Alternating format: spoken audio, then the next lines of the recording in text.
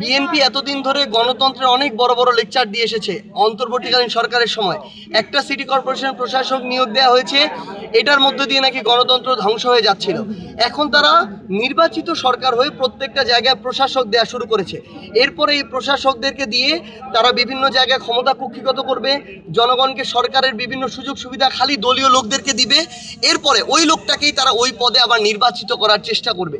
তাহলে এটা তো স্বৈরাচারের পথে এগিয়ে যাওয়ার একটা ধাপ। এবং আমরা মনে করি তারা যদি মানুষকে এই যে ক্ষমতার ভারসাম্য, এরপরে কিন্তু নির্বাচনে আর লেভেল প্লেইং ফিল্ড থাকবে না।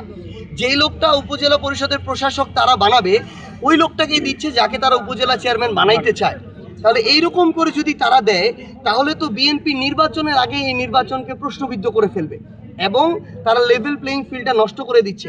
এইরকম করে পুরো বাংলাদেশের জনগণের উপরে ক্ষমতা ছেড়ে না দিয়ে তারা যদি ক্ষমতাকে বিভিন্ন পদে প্রশাসক বসে কুক্ষিগত করতে চায়, আমরা শুধু একটা কথাই বলতে চাই যে এই বাংলাদেশে কোনো স্বৈরাচার স্থায়ী হতে পারেনি, আগামীতেও যদি কেউ চেষ্টা করে স্থায়ী হতে পারবে না। জেলা পরিষদের প্রশাসক, সিটি কর্পোরেশনের প্রশাসক, তারা নাকি এখন উপজেলা এবং পৌরসভার কথা বলছে।